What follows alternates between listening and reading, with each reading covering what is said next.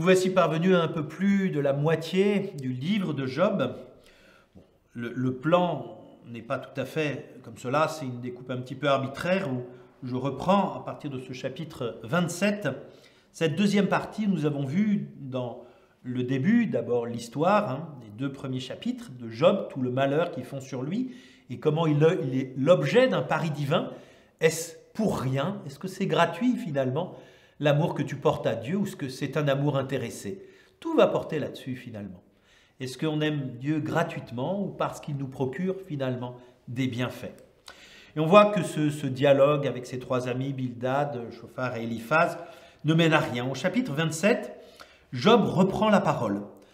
Et puis, il va à nouveau s'adresser au Seigneur.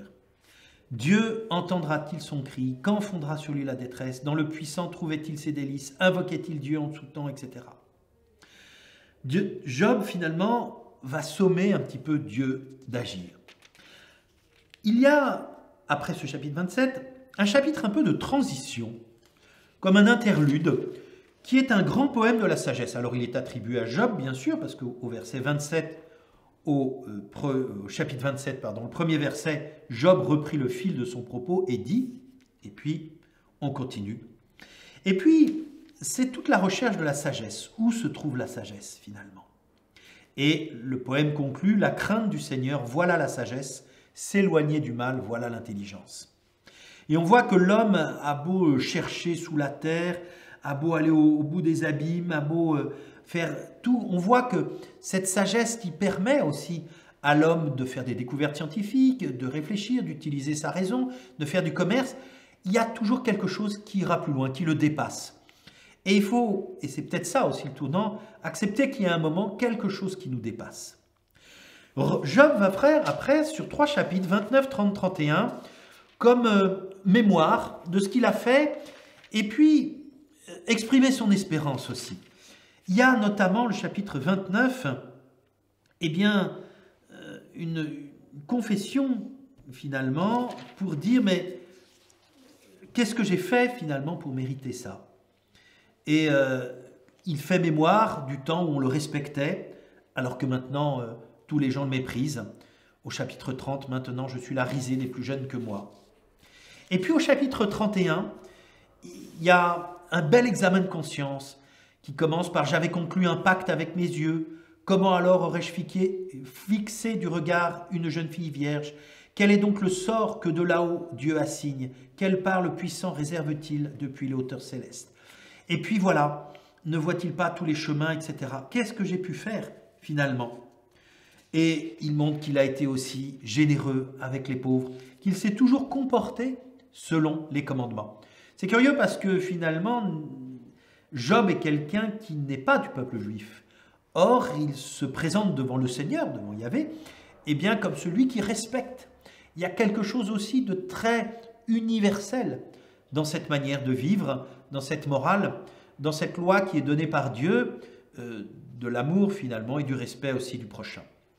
À partir du chapitre 32 jusqu'au chapitre 37, un dernier intervenant dont on n'avait encore pas entendu parler, qui s'appelle Eliou. Eliou, c'est un nom qui sonne un petit peu, cette racine qui veut dire Dieu en hébreu, sonne comme un nom hébreu. Comme si ce jeune qui s'était tu jusque-là et puis qui dit moi je vous ai écouté mais visiblement vous n'avez rien à dire, mais moi je vais vous dire ce que j'ai à dire. En fait, ça n'ajoute pas forcément grand-chose. Il reprend un petit peu pour dire à Job mais finalement qui tu es, plusieurs discours d'Eliou, et puis il y a une attente fondamentale, c'est que c'est Dieu maintenant qui doit intervenir. Et au chapitre 38, le Seigneur s'adressa à Job du milieu de la tempête. Là aussi, cette expression, voilà, enfin, d'une certaine manière, au chapitre 38, Dieu, qui était resté silencieux jusque-là, s'exprime. Mais sa réponse est assez étonnante. D'abord, il s'exprime au milieu de la tempête. On comprend bien aussi, on peut comprendre aussi dans la tempête apaisée, par exemple, quand il y a des récits de tempête, comment Dieu s'exprime aussi, mais il va appeler Job à porter son regard en lui disant « il faut que tu consentes à ne pas tout comprendre ». C'est un petit peu ça. Quel est celui qui obscurcit mes plans par des propos dénués de sens? Il parle à Job, il est sévère. Et puis il lui demande « où étais-tu quand j'ai fondé la terre ?» Indique-le si tu possèdes la science. Voyez, il veut comme montrer à l'homme que sa connaissance est limitée. Il veut comme montrer à Job, finalement, qu'il y a des choses qui lui échappent. Et puis, au début du chapitre 40, Job répond au Seigneur, « Moi qui suis si peu de choses, que pourrais-je te répliquer?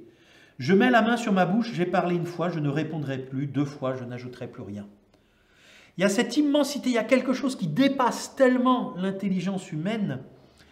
Et pourtant, il y a dans cette réponse du Seigneur quelque chose qui déjà, dans la création, montre qu'il y a cette beauté, cette gratuité, finalement, qui nous échappe, quelque part qui nous dépasse. Et le Seigneur, après, reprend du milieu de la tempête. Et Job, eh bien, après cela, dira, eh bien, c'est pourquoi je me rétracte et me repens, au chapitre 42, sur la poussière et sur la cendre. La fin du récit, alors, ça fait souvent réagir, ça, en disant, mais c'est scandaleux que Dieu réagisse comme ça devant la souffrance. Il y a quelque chose qui nous échappe. On attendait tout sauf ce type de réponse de Dieu. La première fois que j'ai lu le livre de Job, je me souviens, j'avais été moi-même très en colère contre cette réponse. Comment on a l'impression qu'il passe complètement à côté. Et pourtant, nous sommes comme introduits dans un mystère finalement où avant la création, nous ne savions pas, des projets que nous ne connaissons pas. Il n'y a pas de réponse encore dans Job.